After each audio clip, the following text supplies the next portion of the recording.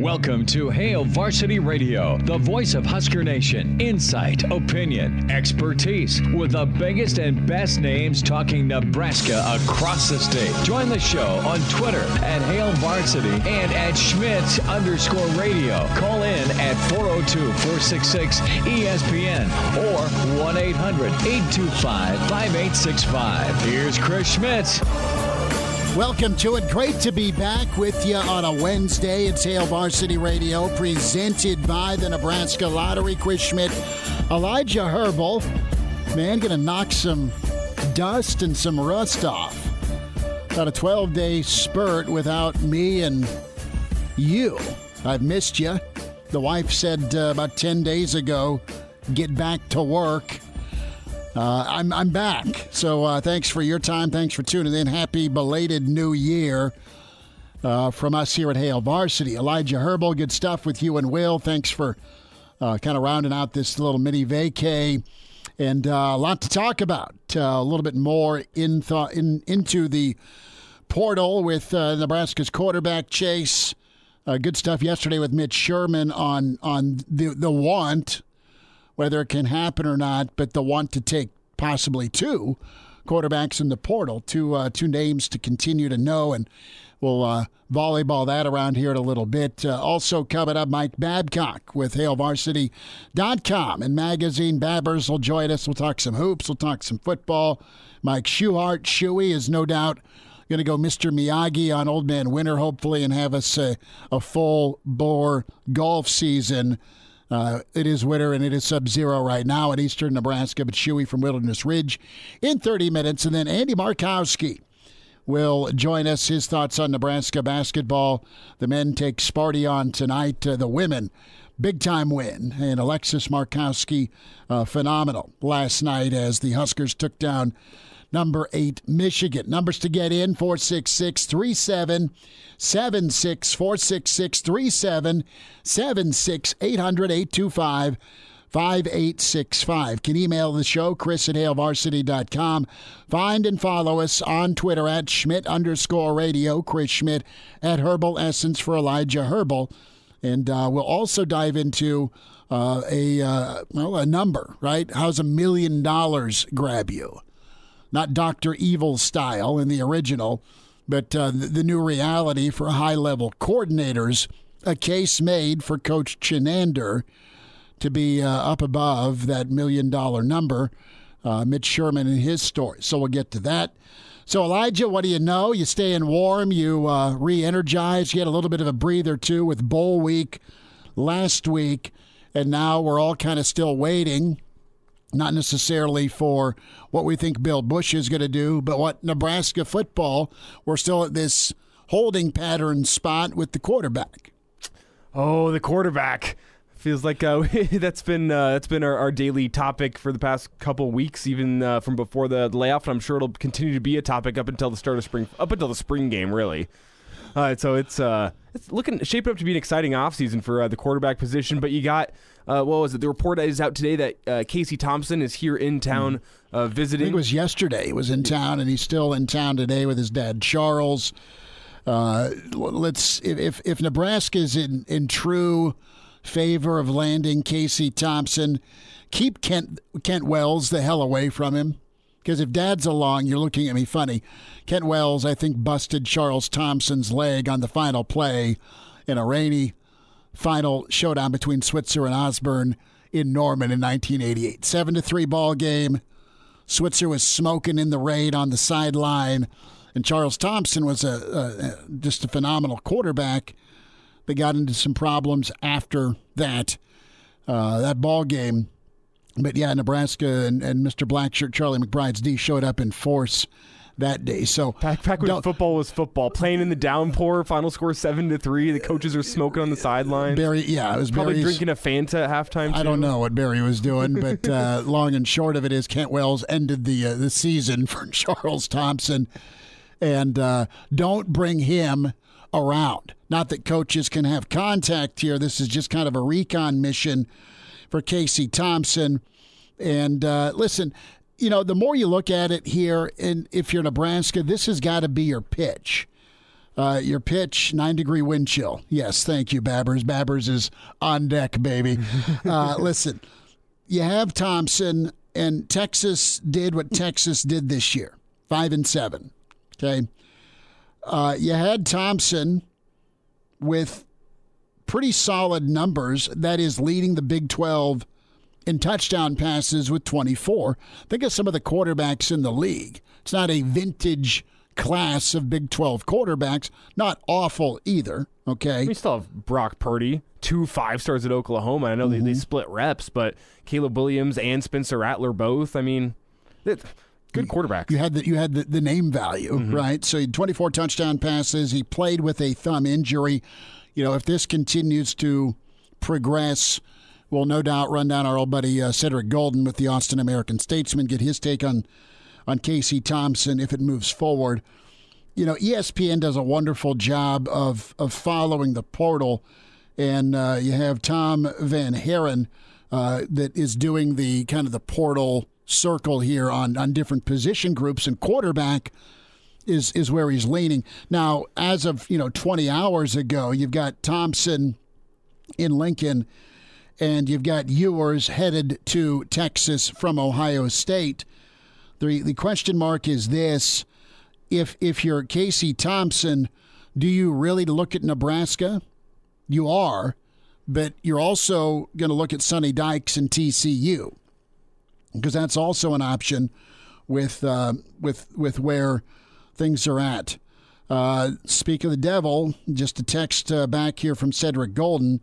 Listen, Casey's a high-character dude who played half the year with a mangled thumb. Talented dude who lives in the film room. That is your quick synopsis from Cedric Golden on Casey Thompson. So he's a guy that plays hurt, played well enough to get 24 touchdown passes, and clearly is a student of the game. That's the 101, the 411 on Thompson.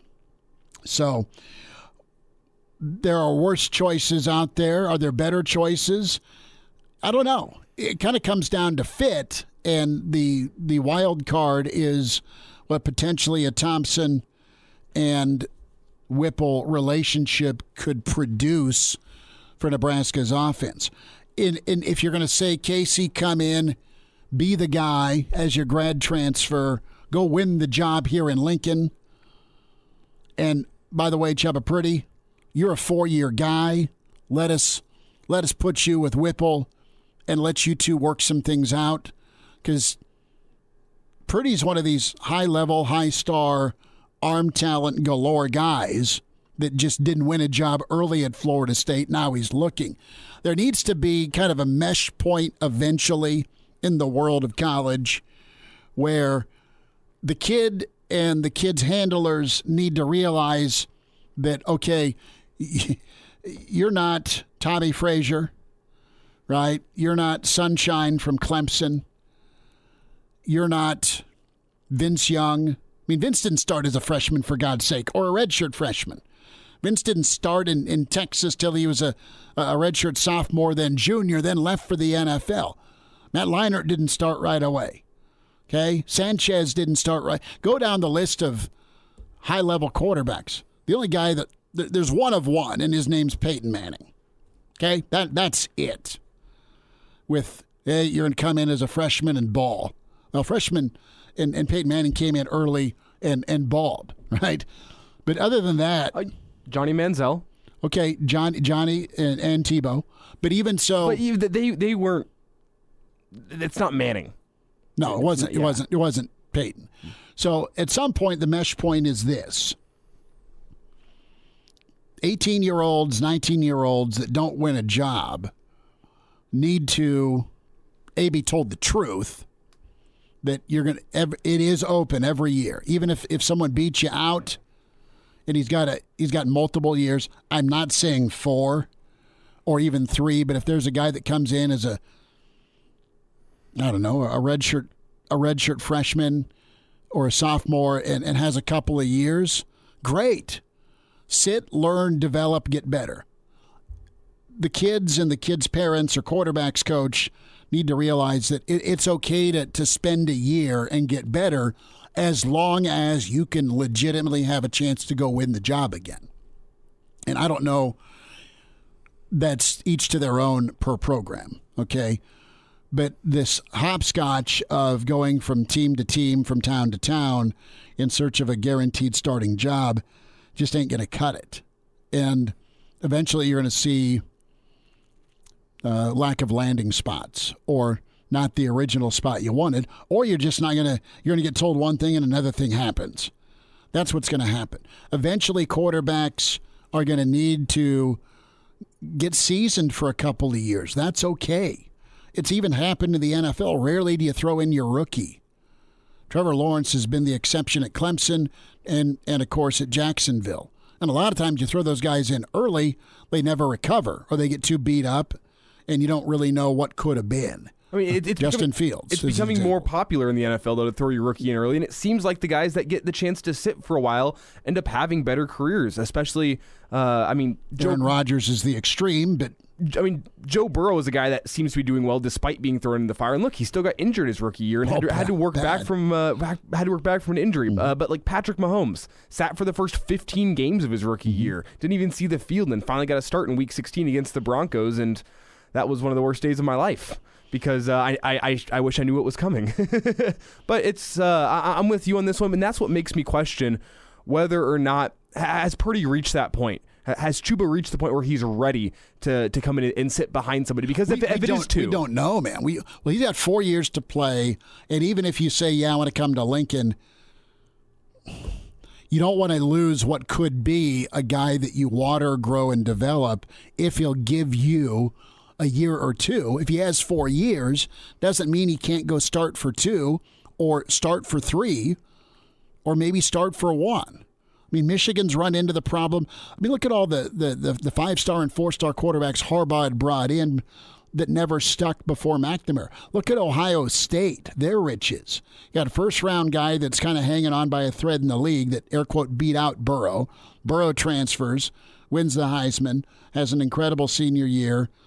And Joe was a guy that was very patient and put in 3.5 years at Ohio State trying to win a job. He didn't bolt right away. He didn't. He stuck it out and grinded it out. And you look at the succession of quarterbacks that the Ohio States have had, the Clemsons have had up until this year, the Texas had when you look at Vince Young and McCoy. You look at Nebraska's run of quarterbacks. I mean, you want to have that next guy up that knows the offense, that knows the system, is completely comfortable, and has been patient enough to not kind of dilute his progress by being shaky and inconsistent.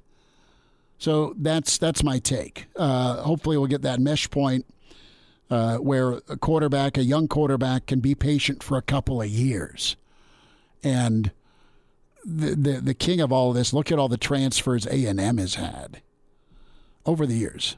I mean, it's incredible with the Kyler Murrays of the world, or even Texas Tech situation with Baker Mayfield, right, leaving Tech because he was a walk-on and ending up at Oklahoma. Look at Bama's situation with Hurts leaving after winning a title, okay? And then you had Tua, and then you had Mac. And Mac only started for a year, but he never left. He's like one of the few examples. So if you're Nebraska, you say, Casey, you have a chance to be the guy right now. Chubba, you have a chance to be the guy in the real near future. It's not that you can't go win the job, but you're pretty inexperienced. We want a guy who's got some starts under their belt. It looks like Thompson is that guy right now for Nebraska.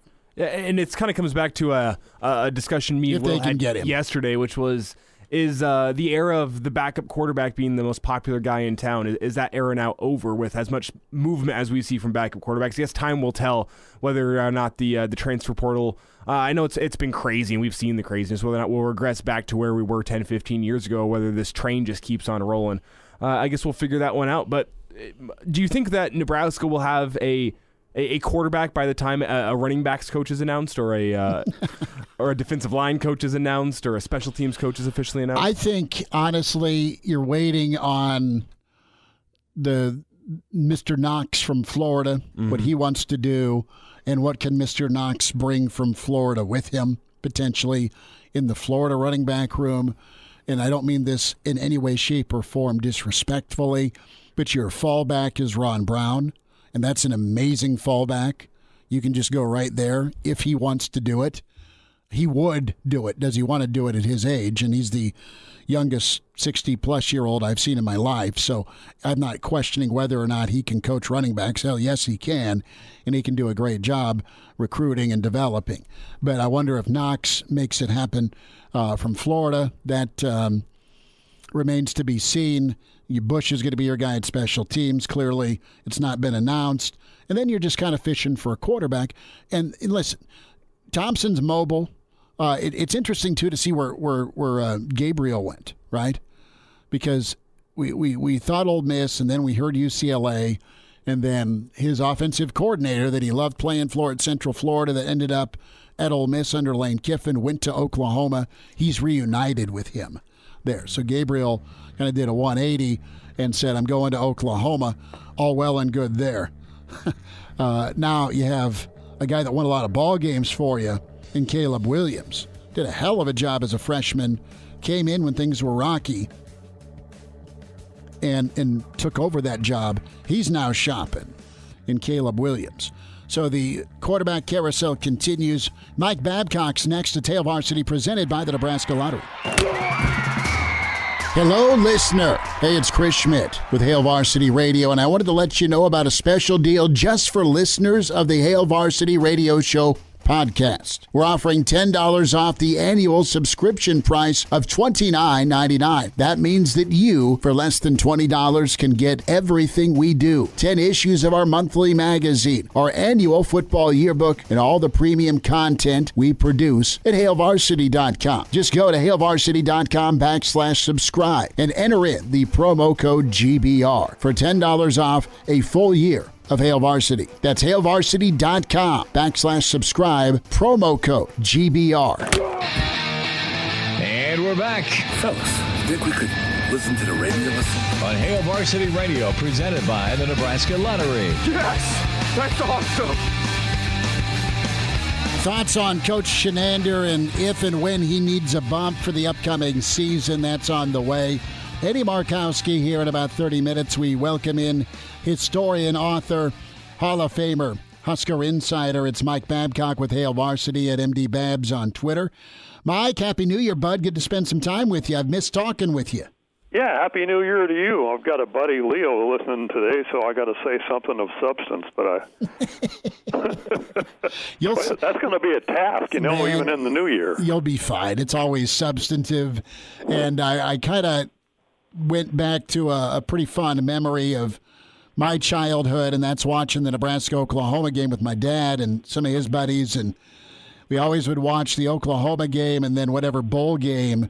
It always rotated between Sitzman's, Klein's, or Calvin, as we called him, Calvin Klein, or our house, right? The same group of families. We'd all watch either the Oklahoma game or the bowl game, which ended up a lot of times because of those 1980s Oklahoma teams being so good. It usually was a Fiesta Bowl, Mike. So, but I remember going out to the airport as a kid and watching Nebraska come in.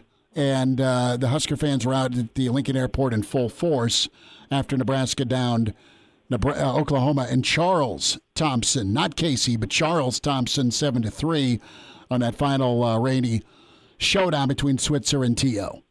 Yeah, that was I looked up the story. Actually, it said that the sack that injured him, was the last of 7. It was Willie Griffin and Lawrence Pete. Lawrence Pete, the pride of Wichita. Yeah. Yeah. The one that Wells made was a critical one because it was for a loss of 8 yards with 1:45 to go.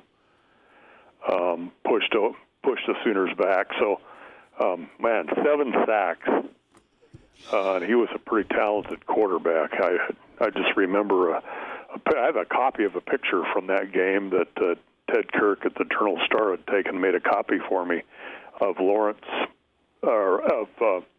Broderick Thomas after he sacked Thompson and they're actually hugging, which they were friends apparently, but that was quite the game. You didn't typically expect Nebraska-Oklahoma to end up 7-3. No, that was rainy, that was windy, and I don't know how Switzer got his cigarette lit. I'll ask Barry that next time. But yeah, I mean, we were talking with Barry this year, and it's like, well, hell, and you can hear him saying it, Charles' son's going to be starting for Texas. You imagine that? My Oklahoma quarterback's got a son starting for Texas. But Casey Thompson's been our topic here the first few minutes because, it sounds like he's on Nebraska's radar and vice versa as a potential grad transfer. I don't remember watching a ton of Texas ball. I just know that the kid could throw it, and he was a big reason for Texas jumping out to the lead they had on Oklahoma in that Red River Showdown. Mm-hmm. Yeah, the one concern I think Nebraska probably has now is with Caleb Williams leaving, or at least suggesting he's going to put his name in the transfer portal. But he also left it open that he might come back. But if he were to leave by way of the transfer portal, then do you think that Thompson is more likely to go to Oklahoma? Well, they've got Dylan Gabriel, right? Yes. That's the kid that's from Central Florida. That he switched from UCLA and he's now going to Oklahoma. So he's headed to OU. So whether Williams goes or not, Gabriel's coming in to be with his old OC.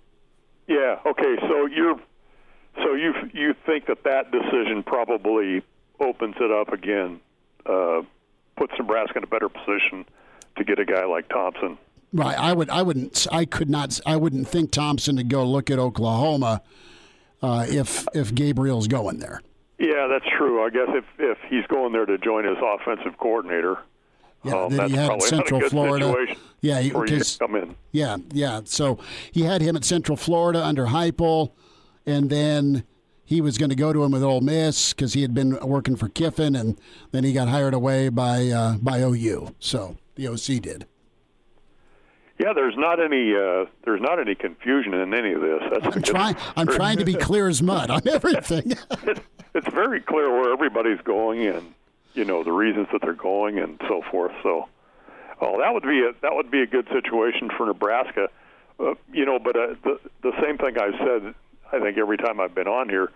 What is the mindset of Logan Smothers, Heinrich Harburg, Torres, the kid that's in the recruiting class, when the coach is saying, we got to bring in this guy, we got to bring in a transfer portal quarterback, where does that put the competition for those guys, or do they then look to go somewhere else?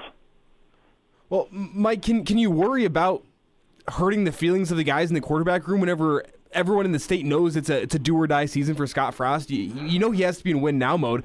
And I think at that point you have to stop – I don't want to say stop caring about the feelings in the room, but you have to put the team's success as a whole above individual egos. No, I agree with you on that point, Elijah. My question is, if you evaluated these guys at some point, what your evaluation wasn't what you thought it was, or, it's like I think I mentioned this before, but Abe Lemons was a basketball coach at Oklahoma City University, and he always had a lot of one-liners. And he talked about recruiting.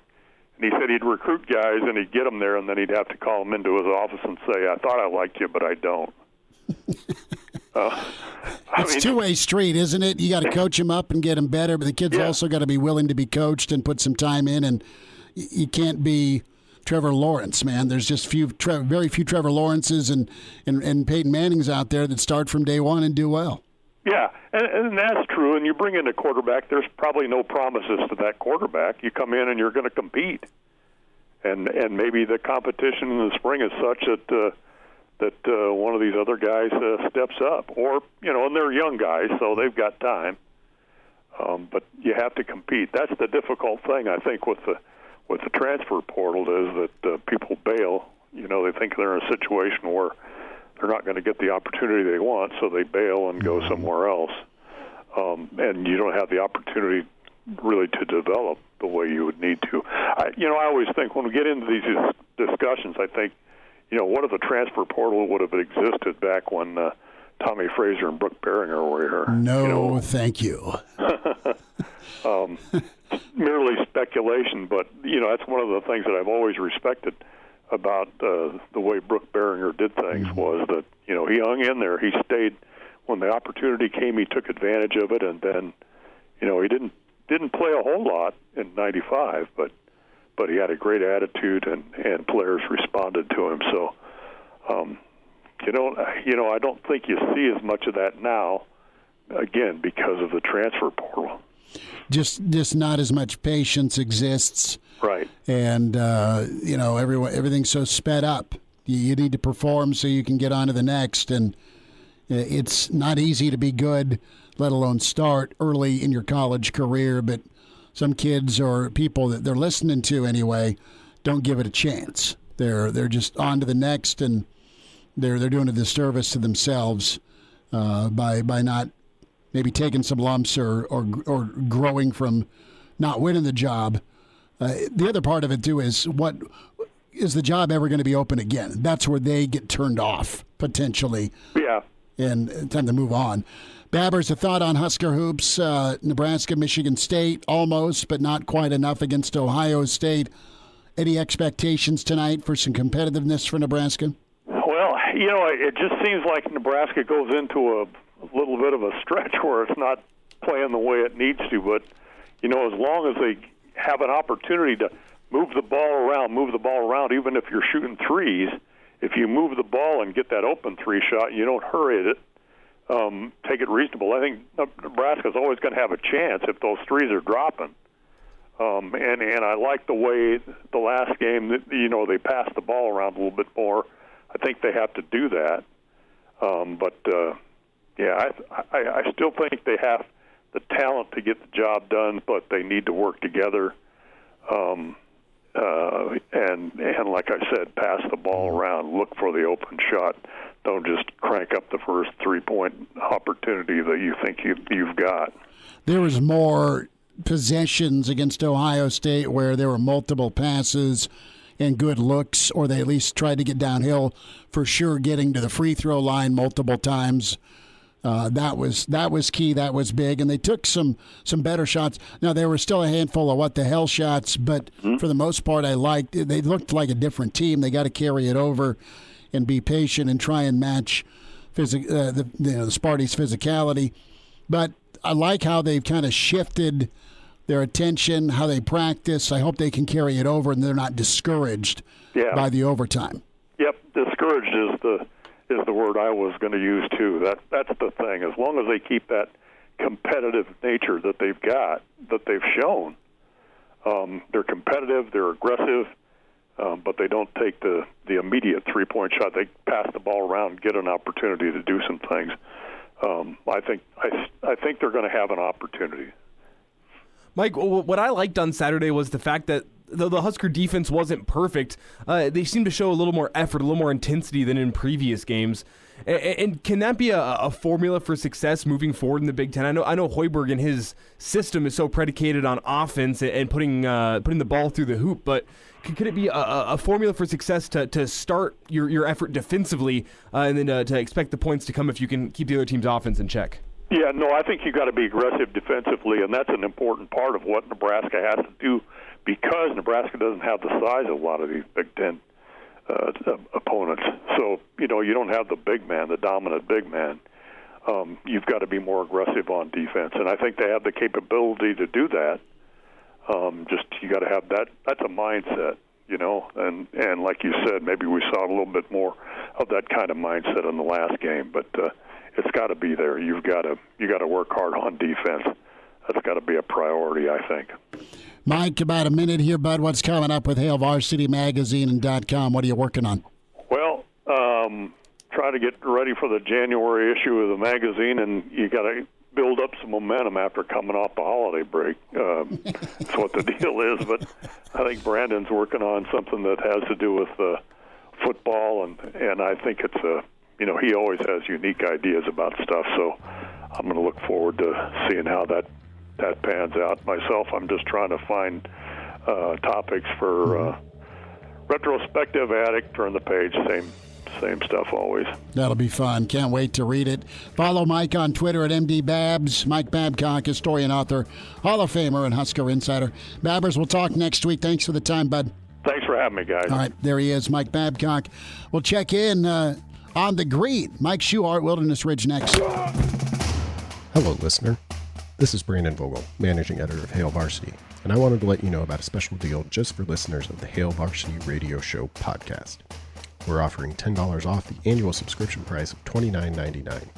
That means that you, for less than $20, get everything we produce: 10 issues of our monthly magazine, our annual football yearbook, and all of the premium content we produce at hailvarsity.com.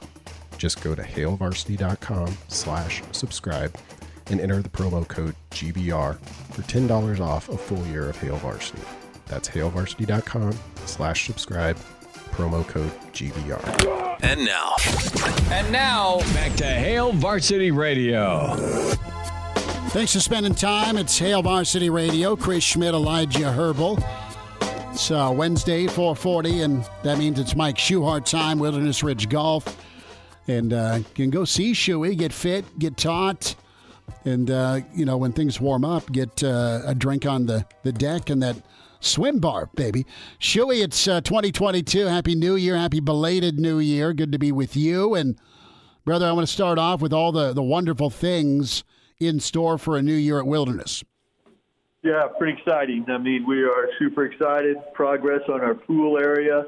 Our aquatic center is progressing nicely. They're still out there working away, even though it's only about 9 degrees outside.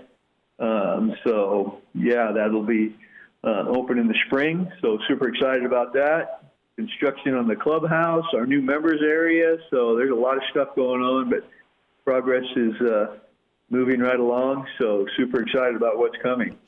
So we've talked about this in past years about like the coldest game you ever attended as a fan for Nebraska football. Some will swear that 1991 game and in Boulder where it was a night game and it was like 20 below. That a lot of staff and former players are like, "Yep, that's the winner, and that will always be the winner."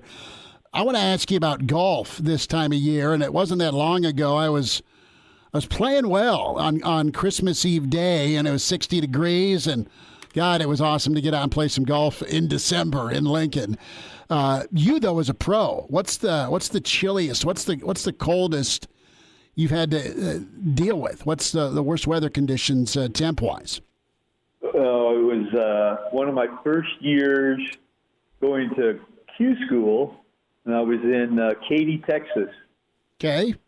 And I'm looking at the forecast. Well, I'm just thinking, I'm going to Katy, Texas, man. It's Texas. It's going to be nice, right? And it's end of November-ish. And I get down there, and I had a sweater, maybe. And all of a sudden, a cold front came through. And I'm playing the qualifying, man. I got nothing but a sweater. No gloves, no hat, no nothing. And it was probably in the 20s. Really? And, yeah, that was the coldest I've ever been. Unprepared. Young and dumb, and so live and you learn. No, I get it. Was the wind a factor, or was it just 20 and no wind? No, it was 20 and windy. Wind chill was brutal. So it's like, they were talking about not even playing, but it was playable. It was just super cold and blustery, and if you didn't have the right stuff, it was going to be a long day. Even if you had the right stuff, it was going to be a long day, and I had none of the above. So how'd you cope? I didn't cope very well that day. Mike Schuchart's with us, Wilderness Ridge Golf. Shuey, you guys have just pretty much state-of-the-art indoor practice options, don't you? Yeah, it's nice. We're in our new pro shop and academy, so we've been in that about a month. So it's we got people hitting balls right now, actually. So, yeah, it's pretty cool. Now, I've always wondered, I'm not sure if you know the nuts and bolts of those like little golf simulators, but how do they actually know, like, oh, this is where the ball is going to go, and this is how far it's going to go, and it's going to have some draw or what? How do those golf simulator just tells me to quit? It's like Didn't register. Give up a game. They're actually quite amazing. You know, you have a couple different kinds. You have a Doppler radar systems that actually track the ball through the system, and then you have other that are more algorithm based. So as it takes a snapshot of what the ball is doing off of impact, it can tell you how fast the ball is spinning, how fast it's traveling, what kind of side spin it has. It's amazing the technology that's out there and getting better all the time. Shuey, a thought here. Huskers tip off against Sparty, almost, but not quite enough against Ohio State. They looked a lot better, but still some frustrating moments because you couldn't close up 5 with 30 seconds left. A, are you going to watch? B, are you over Sunday night? I always watch. I mean, I always get really frustrated because it's just very frustrating, you know, watching their basketball, football, kind of their stuff, you know, and just trying to figure out what the heck is going on and where have we gone to, you know? It's like closing out games, but you always watch and hope for the best, you know? They got to try not to win games and just play basketball. You know, and they got to get better and work on their craft and try to get better every week because the wins are things that come. You know, it's just, you can't explain what it is. I mean, you got guys at the free throw line that typically are okay free throw shooters that shoot up bricks, and it's just very frustrating. You know, so success breeds success, and they haven't had a lot of that. So it's like, are they going to? They need to get some success to build some confidence and to get a little bit better. But I'll watch, but it's going to be brutal. Well, we'll see. You know, you just wonder how they'll respond off of Sunday. Well, there was that moment last year. I think it was against Michigan or was it against Minnesota where they kind of turned the corner at the end of last season. They started putting together better performances after that, and you wonder. Well, then you see the Rutgers game where they go off. Yeah. Right, and then you see them like at their peak. And you're like, okay, that's what it's supposed to look like when it all comes together. I just wonder, could that game against Ohio State be the game that gave them the confidence they need to move forward through the Big Ten slate? Well, they got to. Shuey, you'll agree with this. They got to keep playing as smart as they played against Ohio State. I mean, they can't revert back to hero ball. Yeah, they got to get so much better. I mean, they still as much better as they look. They were still. I mean. You got that freshman that went off for freaking 100 points, and it's like, I would have too, man. All he did was shoot uncontested threes. It's like, it was like practice. I mean, I don't know how many wide open jumpers that guy hit. So it's like, you know, there's so many things they got to get better on. And just I don't know why Burge was not in the game at the end. Mm-hmm. You know, you want to talk about a guy that can get to the hoop and at least get fouled possibly. Make free they throws. Had their chances, but just some of the decisions. I mean, he would, especially in the last minutes, I mean, you would think that guy's unguardable at times. Oh, I know. I would want him in there when I need him. Sure, you could have gone that route, and he's probably a little better free throw shooter than Lat, to be honest. So, yeah. So, real quick here, the Casey Thompson option at quarterback, maybe that is a target. Yes or no, do you believe Nebraska can get 2 portal quarterbacks?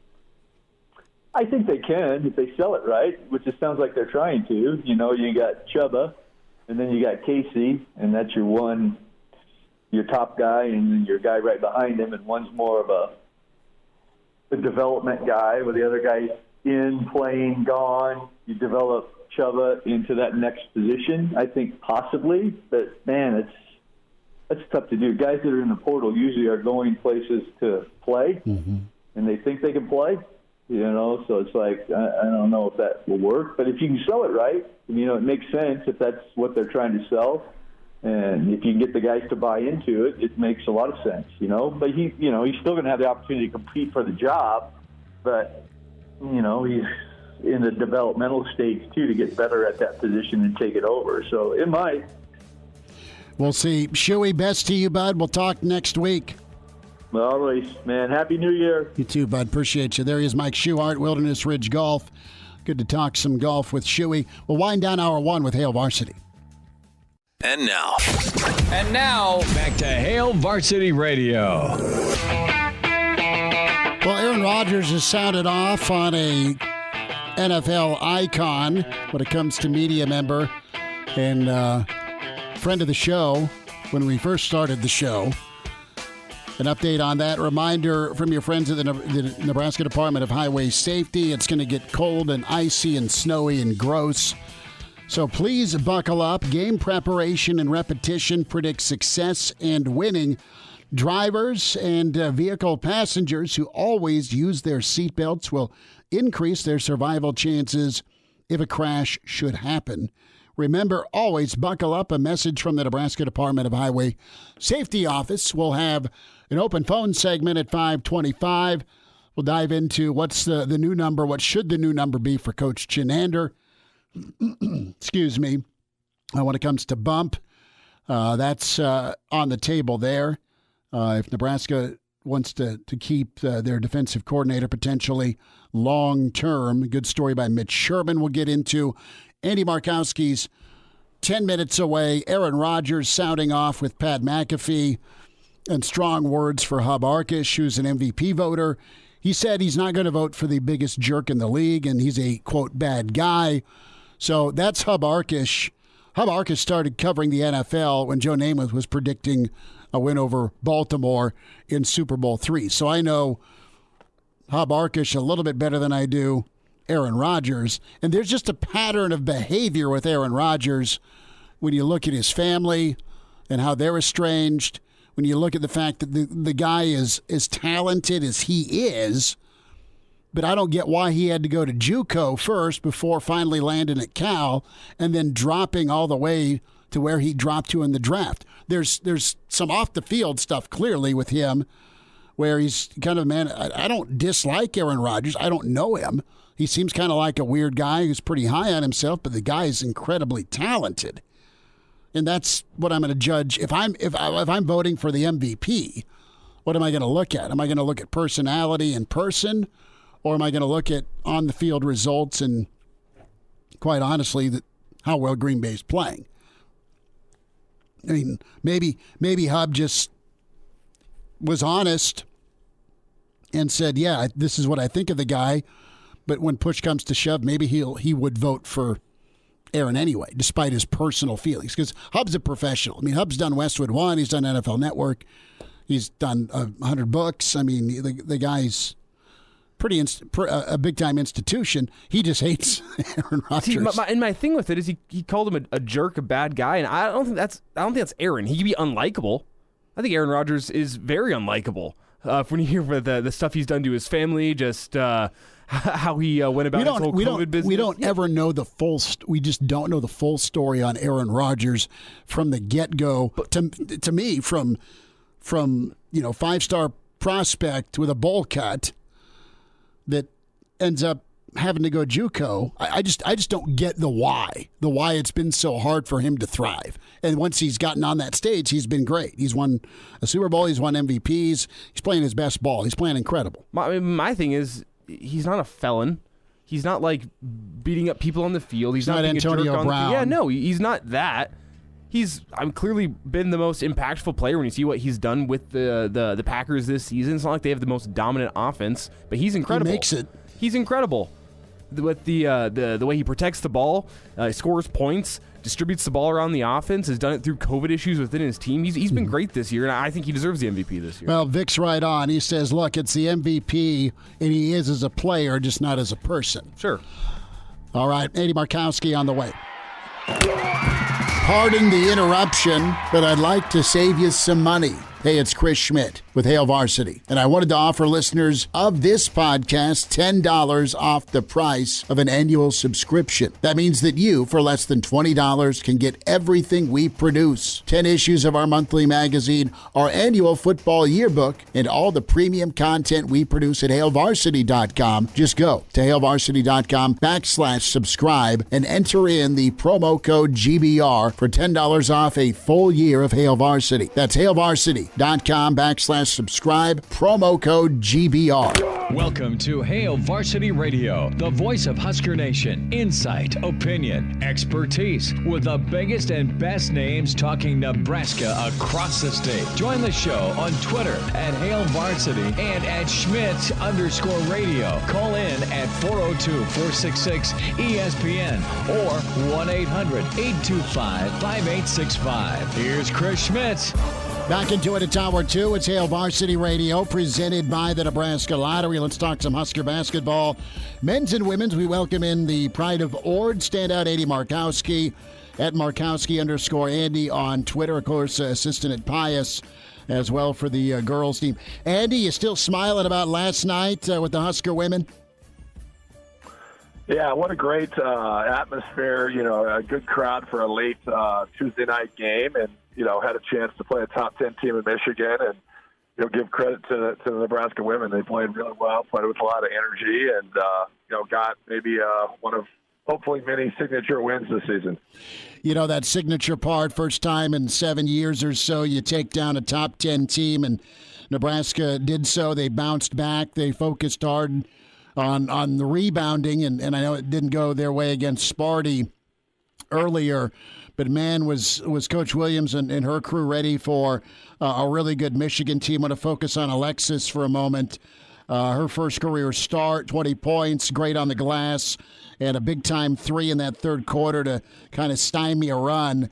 Did you have much conversation with her, or do you just kind of sit back and watch and be dad? We have a great, parent-daughter relationship, or dad-daughter relationship, but we still talk a lot of basketball. She's been around a lot of a break, and, we went to the Pius Gym for a couple days and had a chance to watch some tape, and we watched Hillman, which we knew was going to be a challenge. So, I try to, if she wants to engage in basketball, I'll go there and try to guide her and mentor her, without stepping, out of bounds, with what the coaching staff is trying to do with her. But she loves the game. She loves her teammates. She loves to win. She's always looking for an edge. So, the fact that we can have that conversation, she's really grown over the last couple of years with watching film and understanding that, she's not always the biggest, strongest, best player on the court now, and she's looking for other ways to improve and expand her game. So, I want to be a dad. I enjoy sitting there watching. This is the first time in my life and her life that I haven't controlled potentially the outcome of a game. So I have to sit there and watch her perform. But, Coach Williams and the staff have done a great job, and she has great teammates. And, that showed last night. They had it started to go down, and that's a great thing about having a deep team is you want, your bench to step up when the number's called and be able to deliver. And fortunately for Alexis, she was able to help win that game last night. So Nebraska downs Michigan women's basketball 79-58. Alexis Markowski, great ball game for her. Jazz Shealy also standout performance, team effort, group effort. So you've got some momentum, and I know Iowa looms, and it's a tough week ahead. But what were you expecting or hoping, I guess, for last night? Because Michigan's kind of been the circled team, a favorite team. What does this do for the women's team moving forward here from a confidence standpoint with a lot of the Big Ten season remaining? Well, people say they haven't played a tough schedule. I mean, if you know basketball and you know their non-conference schedule, they've won some good games against good teams. Now, having Michigan number 8, from a fan validity standpoint, I think that allowed them to kind of take that next step. But the league is really hard. I mean, they have 18 games. In my opinion, Michigan is probably third in the league. Maryland and Indiana, I think, are a step ahead. You stub your toe at Michigan State, you didn't play well, and, that can happen on the road. So, for them to have the maturity and come back and regroup and really, play their most complete game of the season, I think it should give them momentum. But, as you mentioned, they have Iowa on Sunday, which is top 25 team. Caitlin Clark is truly a once-in-a-generational talent. I encourage people to get down to PBA Sunday. It's a great Nebraska team, and they're playing a rival in Iowa, and I think people would really enjoy this team and the energy and the connectivity that they play with, and certainly just to see Caitlin Clark, which will be a 1 or 2 pick in the WNBA draft whenever she decides to come out, and just the talent. And Nebraska will have to do a good job with her if they want to upset another top 25 team. Andy, from your time playing, coaching the game, would you rather have these tough opponents stacked on top of each other like the team has this year, or would you rather get a break in between these? I know momentum can be a big thing in basketball, and you can get some momentum coming off this Michigan game, but would you rather have somebody that you can maybe walk over, not to say walk over because it's the Big Ten, but somebody that's a little easier, or would you rather stack these top 25 opponents on top of each other and just hope you can get your momentum going for these teams? Yeah, as a coach, I'd rather play Prairie View A&M 30 times, but that seems a little easier to show up on game night when you know you're going to win. But yeah, it's basketball is a momentum sport, right? It's confidence. Teams tend to go on runs. You don't always play your best over an 18-game conference season. Teams will have some peaks and valleys through that. So, knowing that we have, Iowa at home or at Indiana Thursday, then you're at Iowa next Sunday, you hope Nebraska can ride a little momentum wave here because, they're going to need to really play well over those 3 games. And even if you play well, you could lose 3 in a row here, but that doesn't take you out of your season goal. So, you kind of got to play the games in the order they're stacked, but I do believe there is momentum, there is confidence that does play a part when you go through a long 18 or 20-game conference season. Eddie Markowski is with us, Hail Varsity Radio, Husker basketball standout, also proud papa of Alexis Markowski. The Husker women do their thing, and they are trying to continue as Iowa on the docket Sunday. Andy, let's switch over to the men. What did Sunday night say to you about Fred and his crew against Ohio State? Yeah, I was really pleased with that game. I mean, I know athletics is cruel. I mean, we did everything we could to win the game, and just had a couple things get away from us late. But I felt for the first time, they played with a purpose. I thought they had a game plan. I thought they did a good job of executing that game plan defensively. I thought offensively they played with a purpose. Their shot selection wasn't always perfect, but it was better. I thought they played through Walker like Fred said they were going to do over the last couple of weeks. I thought McGowan's was more committed to getting downhill, which is, a strength of his. I thought there was some accountability to players that didn't either give effort or have poor shot selection where they were taken out of the game and held accountable to that. So I was disappointed for Fred and the group. I thought they were catching Ohio State at a great time.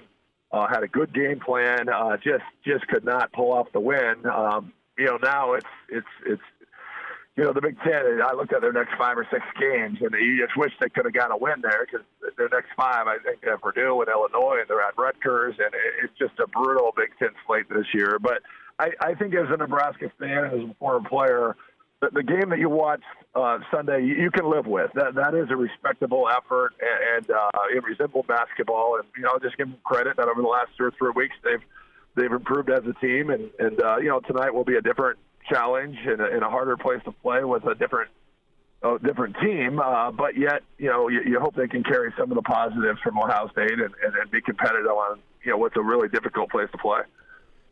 Andy Markowski's with us here, Hail Varsity Radio. And Andy, I want to pose to you a question that I posed to Jacob Padilla on Monday, and that's that Ohio State game on Sunday. Knowing that you got Ohio State really had a good time for Nebraska to get a good chance against them, combine that with the fact you really did everything you could to get the win, but you still came up short at the end. Is that reason for optimism, knowing how close you were, or is it reason for pessimism, knowing, well, they did everything they could to win and they still couldn't get the job done? Yeah, I'm optimistic because going into that game, based on the data points we had up to that point, regardless if you're catching Ohio State at the same time, they're a top 20 team that have, been in the NCAA tournament, well coached, and we really, went toe to toe with them, and they had one freshman that had a great game, and you got to give them credit. So, we'll know more after the Michigan State game if we can, kind of turn the corner and be competitive as everybody kind of thought they would be going into this season. But I'm optimistic because the physicality and the purpose that they played with, I think, will give them a chance more times than pre-Christmas. The effort and just the lack of energy and the lack of just decision-making, the shot selection, you know that you're going to lose in the league if you can't get those things corrected. And for one game, against Ohio State, I thought they corrected a lot of those things that gave them a chance to win. Eddie, let's talk about Alonzo Verge here for a moment. And just 22 minutes for Verge. Didn't see any time in the second half or minimal time in the second half. Just 1 for 6 from the floor. And Fred rode Kobe Webster because he was hot. He was playing well. The offense was flowing, and you're up 5 with 30 seconds left after a nice play, getting to the rack, and then finding Lat on that dunk.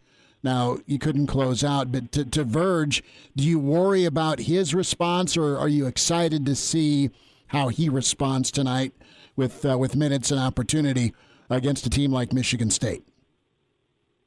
Well, that's the true test of a team sport, Chris. Is if you're not here, for the right reasons, where you're here to help your team win, and as a transfer point guard, no one likes to sit on the bench. But college is a competitive environment. You have to support your teammates. If that's 5 minutes, 10 minutes, or 30 minutes, you've got to be willing to do what the team asks of you that game. And give Webster credit. He played well. Verge, I thought, took a couple poor shots where, Fred needed to give Webster, the opportunity, and Webster played well enough to not be taken back off the court. So, I hope, they're going to need Verge tonight. I think Michigan State's guards are a little bit more athletic than Ohio State's. There's been times that they could play Verge and Webster together. Ohio State, they couldn't because they were doubling the post and they needed to be able to rotate on the backside, and playing 2 small guards wasn't, something they could do against the Ohio State game. So, time will tell, but if you're not here for the right reasons, and you become pouty and disinterested and that might be a reason why Nebraska has struggled to this point. So hopefully Verge, whether he starts or comes off the bench, plays the best of his ability, plays hard, be a leader, and help Nebraska be competitive on the road. So I guess we'll know more about Alonzo tonight, and maybe it's just a one-game deal where Verge knows now he's got some pressure that holds him accountable to shot selection and playing a little harder, and sometimes those are things that coaches are looking for to help your team improve. With Bryce tonight, are you going to could you give him more opportunity with the ball in his hand to create? And that's one thing I was watching in overtime where Kobe did well the last few minutes in regulation, but things just got stagnant in overtime, and Ohio State obviously got hot from 3. The first 3 shots they took, they drilled them, and all of a sudden, bang, you're down in OT. And Bryce was more off the ball. So I'm interested if maybe part of the plan going forward, or maybe the option is seeing if McGowan's can kind of run it and create it with the ball in his hand. Is that something you think maybe we see with Nebraska tonight? I do. I mean, I don't like Bryce as a point guard where he's asked to kind of bring it up and then attack. I mean, Fred's doing a good job of trying to move him and create some double gaps to allow him to get downhill right-handed, which he's good at. You're right, Chris. I think Verge is still our best guard in terms of getting downhill and creating for their teammates. Webster is okay at it, but Verge is still the best we have on breaking the defense down when he wants to distribute and make plays for his teammates. But Fred's got to be creative. He's going up against a guy that's won a few games, in his coaching career. And the good thing is that Michigan State's lost twice this year. I guess the bad thing is it's been to Baylor and Kansas, so they win a lot. I guarantee you Izzo will have a good strategy to make it hard on McGowan. Fred's going to have to be creative on how to encourage him to get downhill and get fouled. I think he will be a good shooter. The ball comes off his fingers, it rotates. But right now, him settling for a bunch of step-back threes doesn't help us win. Him getting downhill and getting to the free throw line is still what you need of him, and Fred's going to have to find some ways to free him up for him to do that tonight. Eddie Markowski is with us. Eddie, we'll get you out. Interested. Let's hear your take on how it stays competitive tonight in East Lansing. Some keys for Nebraska. Obviously, we start with rebounding.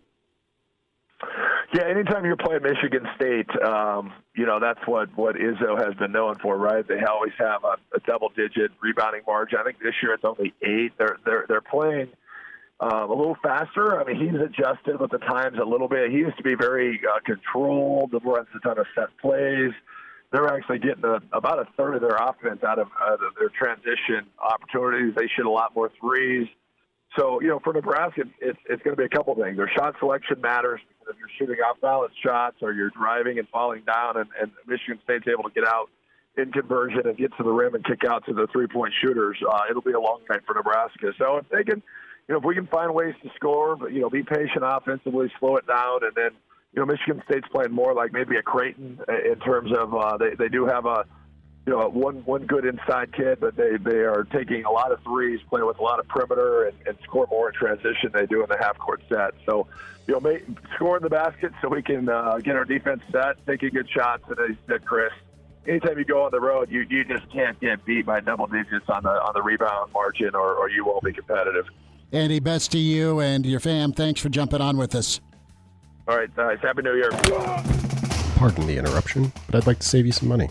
I'm Brandon Vogel, managing editor of Hail Varsity, and I wanted to offer listeners of this podcast $10 off the price of an annual subscription.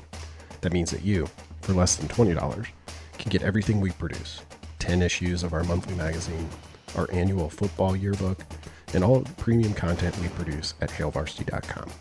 Just go to hailvarsity.com/subscribe and enter the promo code GBR for $10 off a full year of Hail Varsity. That's hailvarsity.com/subscribe, promo code GBR. Chime in 402-466-ESPN or email the show, Chris@hailvarsity.com. Just try me. Back to Hail Varsity Radio. Good stuff from Eddie Markowski. Great to be with you on a Wednesday. Hail Varsity Radio, Nebraska, Sparty. Coming up, Huskers look to stay competitive. How about shocking a top 10? That'd be all right. You don't need to breathalyzer me. I'm not saying it's happening. I'm saying it'd be all right if you're a Nebraska basketball fan. How about back-to-back top 10 vanquishings, huh? The women take down number 8. If you're Nebraska, you go on the road. Why not? I got a lot of reasons as to why. We'll get into it a little bit. But how does $1 million grab you when it comes to what Nebraska could pay a coordinator? Are you going to scoff or sneeze at that if that's what it ends up being for Whipple? I think a lot of you have gone into that financial number and said, if that's what it takes to fix the offense, who cares? Well, let's look at the other side of the football. The black shirts, the Nebraska defense. And really nice story by Mitch Sherman, our friend from The Athletic. And it makes a very sound, strong case for Coach Eric Chinander to be the next $1 million man.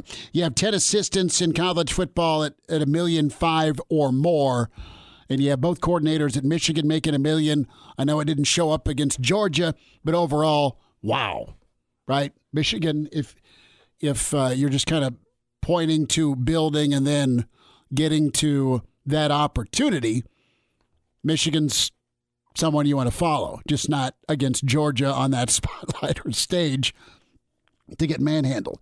But would you scoff at a pay raise for Eric Chinander? He's making $800,000, so he ain't poor. That said, did his defense play well enough to be in that $1 million man territory? That's the question.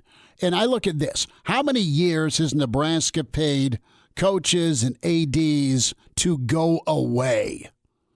It's staggering, the millions upon millions of dollars that you've handed out to Dirty Bob to leave, to Grandpa to leave, to Smiley Jones to leave, to Bo to leave and his staff.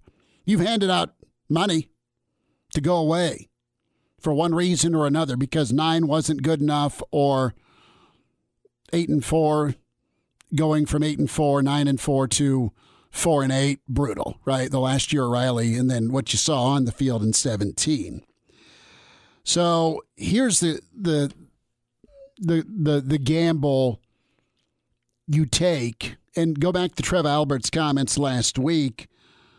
A lot of praise, and deservedly so, on Chenander. He's a worker. He's a teacher. If things go sideways for Nebraska football from Ireland through week 6 before the bye week, right, that's your window to prove if you're Frost. You had about an 8-game stretch, the final 2 games of this year and the next 6 pre-bye week next year. I mean, Chenander's going to be your interim, okay? Could be your interim. I don't have a problem with giving Chenander a bump to $1 million to keep him around. You've got your coaches convention that's ongoing. So Chenander could get hired away to run his own program. It's not going to be a Power 5. I don't know that it's going to be a high-level group of 5. But if he wants a head coaching opportunity, it could be there for him. The NFL could be there again for him because he was in Philly. And to be honest, while they were good, not great, and I know the run defense got leaky towards the end of the year, they were Sherpas with thousands of pounds on their back climbing a mountain all year long. When you look at special teams, Elijah, and you look at lack of complementary football offensively, they were a one-man band, and they played enough hits to keep you in the ball game. Should they have created some more turnovers? Yeah. Should they have scored some more points defensively? Yeah. Were they good between the 20s? They got bloodied a little bit, but they were really pretty decent in red zone defense, and they were top 40. Does top 40 equal $1 million for your coordinator? There's a new normal. Just ask the next quarterback that's transferring and going into the portal for an NIL opportunity and a starting spot. So I have no problem handing that amount of money to Chenander, A, to keep him, B, to reward him for this build. What's been consistent? What's been good? What have you seen go the right way for Nebraska? And again, we're not talking 09, we're not talking 2010, we're not talking 85 Bears, we're not talking Levante and Sioux.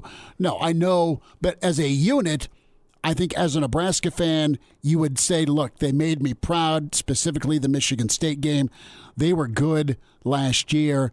It'll be a task to get them back to that level next year, but you got enough dudes back that you shouldn't fall off that much. You need to be developing. That's what I've seen from Chenander, is development on his defensive side. And I have seen a defensive squad that has finally, after years of us waiting, earned a title of being a black shirt. I think that the defense this year finally started to represent some of those black shirt ideals that I remember from my childhood. I'm sure you remember from your childhood and even through your We'll talk to Mr. Blackshirt Friday. Yeah, it finally feels like this defense is starting. They don't have all the qualities, but they're starting to get there in terms of a black shirt defense. So I think you reward Chenander for that. Again, whenever you even look at where he started at, being probably the worst defense in the Big Ten, Mike Riley's last season, to where he's got them at now, where not only are they giving you a chance to win, they're your best chance to win every single week this year, was the defense. Is that the hopes of the team rested on the defense. So to keep him around, I think, it makes sense to bump him up over $1 million. It's not because the body of work of this 2021 defense was worth $1 million a year, but it's where he took them from, and it's to keep him around here. It's kind of and he's got a long career left, but career achievement, right? Let's look at the work he's done since he's been here. Ken emails in, Chris@HaleVarsity.com. Shouldn't Chins prove it past 1 year with most of his talent graduating? Like, if you're going to give $1 million, let's see what you do without some super seniors. That's a fair counter, but I'll say this. You had a bunch of super seniors. Maybe they didn't have the best NFL prospects. Maybe their best prospect was to come back and get a 6th year. But, man, you had a number of guys play good ball. And some of them, I will say this, got rushed into or maybe lost a year, not only with the COVID, but who knows how they were managed or handled, quite frankly, that final Riley year with that transition. So I'll say this, if that says more to me that you got a guy like JoJo and Cam Taylor-Britt and a guy like Stilly, that says a lot to me, first and foremost, that they wanted to come back. Mm-hmm. And they came back for 3-9. It wasn't their fault. It was 3-9. You had a lot of guys on offense this year. You can name the guys that are departing, defense and offense, that saw those super seniors come back and say, my God, they came back for 3-9. What's the future hold for us? So it was easy to move on with some NFL opportunity, especially if you're Austin Allen and Cam Jurgens. Mm-hmm. And then there's Adrian and get me the hell out of here. Let me go to the Little Apple. Listen, I can see both ways. I would err on the side of let's keep him around. He's a grown-up. Kids love playing for him. He's fair. He develops. And he's kind of a throwback. And I think his defense is good, not great. Can they be better? I think they can. They get a pass rusher. Can they be better? Yeah. I mean, you've got potentially Dawson moving into a familiar role. You need more from Ty Robinson and Casey Rogers, and I think you got a lot from Casey coming back from injury. But you need Garrett Nelson and Caleb Tanner to ball out. Your inside backers have been good. You got to kind of revamp the secondary. But as long as Fish is here, I think they can do that. So, I mean, to me, I see this. I would not. Don't be.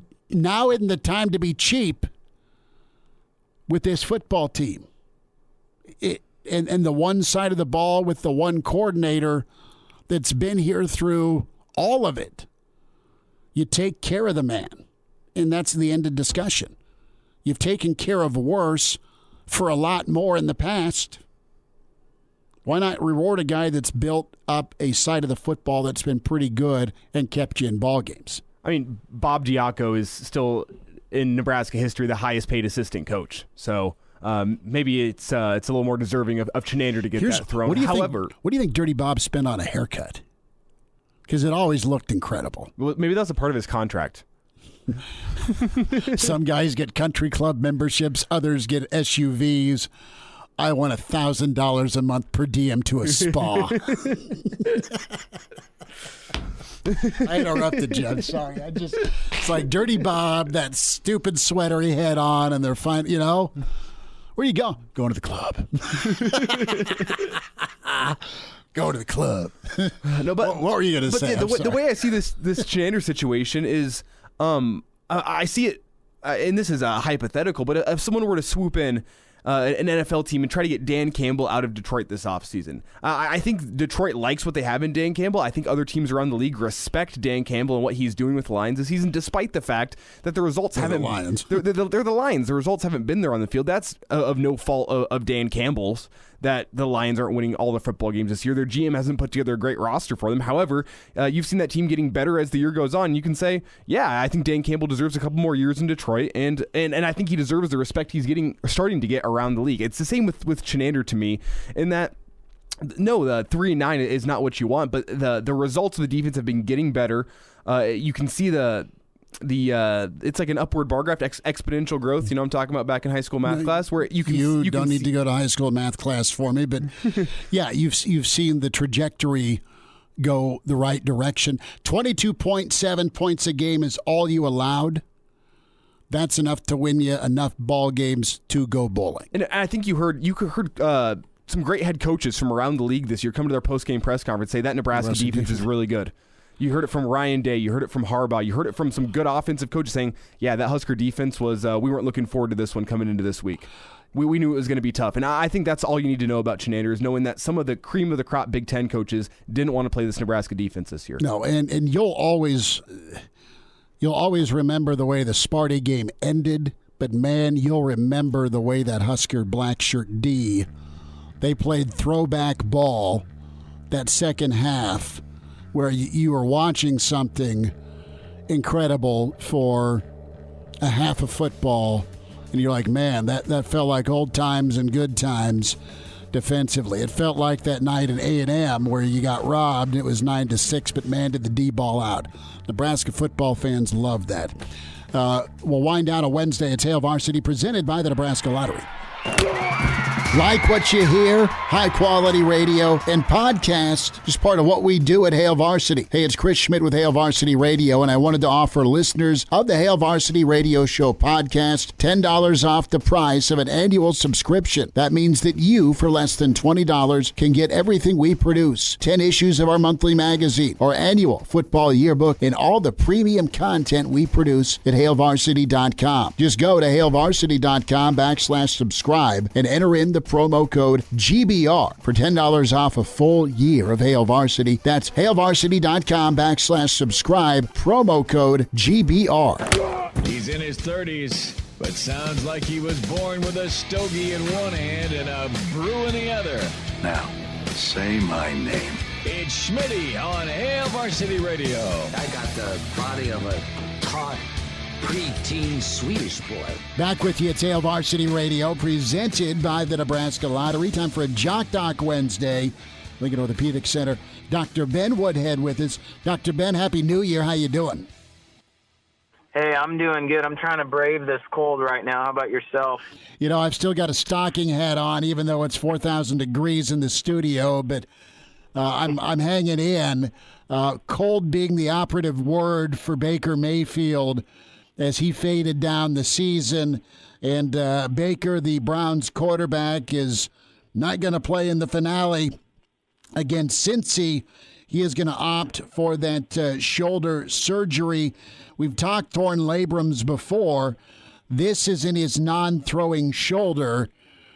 Some Browns fans would argue. Now, enough of the jokes on poor Baker. What type of effect can a labrum issue have on a quarterback on the non-throwing shoulder? Well, it depends on how unstable the shoulder is, and by unstable, talking it can slide in and out of joint. And so, in general, just whether it's his throwing or his non-throwing shoulder, just daily activities that can slide in and out. And so that creates a problem just from a pain standpoint, just from always kind of wondering in the back of your mind, you know, is my shoulder going to stay in socket? And so also depending on how he takes hits and, you know, really kind of guards himself, that's where a lot of that becomes into play. Fortunately, it's not his throwing shoulder, but nonetheless, it's still a problem. You know, Cleveland was going to be that it team. They were a kind of a sexy pick for a Super Bowl run, or more of a threat to the Chiefs, or pick somebody out of the AFC, and they got off to a 3-1 start and then faded. And this injury happened in week 2. So Baker's been playing with this shoulder issue, this torn labrum in the non-throwing shoulder, the left side, since week 2. You added an extra week onto the season this year, and quite frankly, Cleveland's offensive line's been just wonderful running the football, not so much due to injury protecting Baker. So he's absorbed a lot of shots. Yeah, and once you start going down that road of the shoulder popping in and out, it really doesn't even take that big of a shot for it to happen again. You know, even in his throwing motion, he's reaching out with his non-throwing shoulder, that can slip out. So the problem for Baker is that really once he starts going down that pathway, if it doesn't heal, it's going to continue to be like that until it's fixed. Tell me a little bit about the harness that Baker's been wearing. What type of protective shield is that for him? You had Coach Stefanski acknowledge that harness possibly affected Baker's performance this year. Yeah, so they got some special braces out on the market that will kind of prevent the shoulder from getting in extreme positions where it'll slip out. So it does a great job from at least trying to prevent him from slipping out without having to have surgery, but at the same time it certainly can restrict motion. You know, and even some athletes don't like wearing that because they feel like it puts a target on their back. Once people start seeing the fact that, you know, they got that brace on, then obviously they're doing it for specific reasons or a specific injury, and, you know, other teams will go for that shoulder. Dr. Ben Woodhead with us, Lincoln Orthopedic Center at Jock Doc Wednesday, and we're talking Baker Mayfield. His shoulder issue will be worked on this week. The left non-throwing shoulder, a torn labrum. When it comes to nuts and bolts, Dr. Ben, let's talk about the repair on your guys' end, the difficulty of it, and just the procedural steps you guys take. Well, things have came a long way from 10 to 15 years ago, even 20 years ago. This was a surgery that before you were able to use a camera and do it arthroscopically, going in there and looking with small little tiny holes, former athletes had to have a big incision in the front of the shoulder, and so that creates its own set of issues. But nowadays, as long as you get to these problems early on, you can fix these with just a couple tiny little stab incisions where you're putting tiny little cameras through and fixing them with small instruments. And so people do fantastic with these surgeries. The biggest issue is that a lot of these patients don't have a tremendous amount of pain post-operatively, so you really gotta hold these patients back, especially somebody like Baker, to allow it to heal down until he's ready to start playing. Rehab-wise, after the surgery, and you kind of gradually ramp up to more and more activity, what's timeline for rehab response for Baker Mayfield? Yeah, so traditionally he'll be in the sling for about 4 to 6 weeks and really just protecting that repair. So those are vital that he follow those rules, because you're relying on the labrum, which is a soft tissue structure, to heal into the bone so his shoulder won't slip out. And so those first 6 weeks, there's not going to be much going on. He certainly might do some therapy for just kind of working on his motion a little bit with the therapist, but nothing really crazy. And then when he starts working on it more from the kind of the 6 to 12 week mark, somewhere in that range, he'll start moving it on his own. And that's when you really start pushing the motion and really not even doing much strengthening until that 12-week mark likely. And so it's, reliably about a 4 to 5 month process where he's really starting to feel fairly functional again. The hurry is you want to get back as soon as possible, but if you try and cheat that healing process, you're going to wind up in the same position he is now, where it's sliding in and out. Dr. Ben, is this a concern if you're Cleveland moving forward? I know there's a fifth-year option for him. His performance makes you wonder about the long-term and size of the investment. He was the number 1 pick overall. That said, it's also reason for kind of a dismal performance, or part of a reason. Could this be an excuse to not pick up that option, or do you look at it as, all right, this is serious, but it's not so serious that it's going to affect him in a fifth year, or even more of a season, or it won't affect him in a way that could negatively impact his response? Yeah, I certainly think if it's his throwing arm, I think that there's a little bit more of a debate on about what they do. I think this will be something that he'll recover from.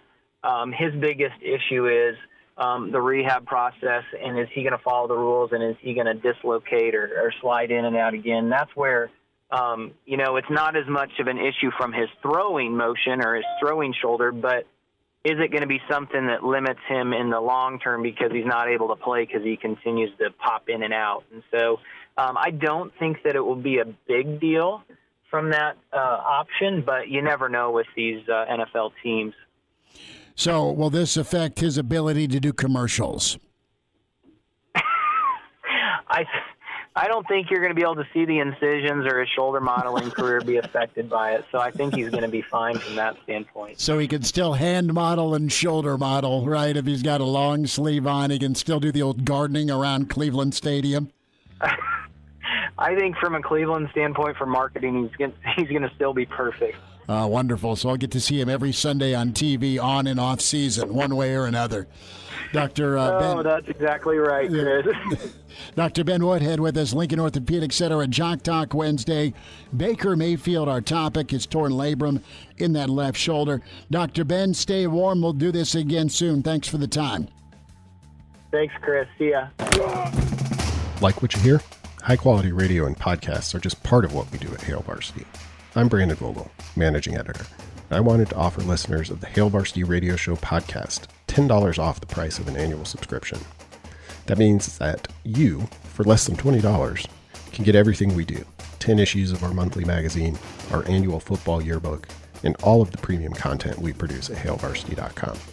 Just go to hailvarsity.com/subscribe and enter the promo code GBR for $10 off a full year of Hail Varsity. That's hailvarsity.com/subscribe, promo code GBR. Miss us? Come here, brother. Give me a hug. Bring it in for the real thing. We're on call for you. Catch the podcast at hailvarsity.com, the ESPN Lincoln app, or download them on iTunes. Saddle up, partner. Back to Hail Varsity Radio. Well, is there much discussion for the top four? I'm sure there is. Wanted out a Wednesday at Hail Varsity, presented by the Nebraska Lottery, Chris Schmidt, Elijah Herbel. So you have the top rankings of quarterbacks here by Mike Tannenbaum, former Jets GM. And ironically enough, he was there with Sanchez and Sexy Rexy, and they went to a few AFC championship games. Actually beat Tom Brady. And he has his rankings out, his current rankings of top quarterbacks in the NFL. Your top three, no shock, Aaron Rodgers, Patrick Mahomes, Tom Brady. Whoa. No Teddy Bridgewater? That's the order. I will get to where Teddy's at for you, but just be patient. We have 4 minutes here. It's down the list. So Aaron Rodgers, Mahomes, Brady. You can make an argument for all of them being 1, 2, or 3. Who would you slate or slide in as the number 4 quarterback in the league? Are you on the Josh Allen bandwagon? Are you into Herbert? Or do you like Murray? Do you like Dak? Joe Burrow has climbed the ladder and wound his way up in number 4. Joe's had a great close. Absolutely incredible. Chase has been phenomenal. That was a crazy Chiefs game. Awesome ball game, and I know Chiefs fans are still pissed about it. Matthew Stafford's shown flashes, but he's still shown some inconsistency. I love Josh Allen. We'll get Searle's take on this tomorrow. Murray faded a bit, but man, was he dynamite to start. Man, I'd probably have to go Josh Allen number 4. I'm with you. Just because of he's been pretty injury-free. He gives you the mobile threat, and he can get in the end zone that way, and he throws in the conditions he's always got to play in. Like it snows in October in Buffalo with the wind, okay? So I would, and I love Joe Burrow, but I would slate Josh Allen just in front of Burrow, and I think you've got a really good 5-6 argument for Burrow, Murray, and Herbert. I mean, you've got about 7 or 8 that are money. And the name that we're not talking about here, and maybe it's recency bias with how poorly his team has performed this year, but Russell Wilson. Well, Russell's been hurt, and when he's on, he's great. He needs to go. Like, he needs a change of scenery. That pains me and my wallet because Junior will want a whole slew of new Russell jerseys if he moves on. But if he's with a different team with some more help, with a running game that's not hurt and interested, and maybe a defense. Well, receiving core, not named Lockett. I mean, I know DK's money, but it just depends on the Sunday whether he's interested or not. Teddy Bridgewater comes in at 26, right behind Taysom Hill. That's got to hurt you. I mean, he's not wrong. If you're Baker Mayfield, you're behind Trevor Lawrence. But if you're Cam Newton, you're staring up 2 spots at Baker Mayfield. Sam Darnold, Drew Lock, Andy Dalton, Trey Lance, Jordan Love, Sean Mannion, and Kellen Mond, your final 2. And what's most shocking to me about this list is he has Kirk Cousins as his number 14 quarterback. And we're over time. Whoops. It's all right. We'll continue this tomorrow. Busy show tomorrow. Brandon Vogel, Rick Kaczynski, Searles, Danny Burke. Talk to you at 4 on Hail Varsity. A Hurrdat Media Production.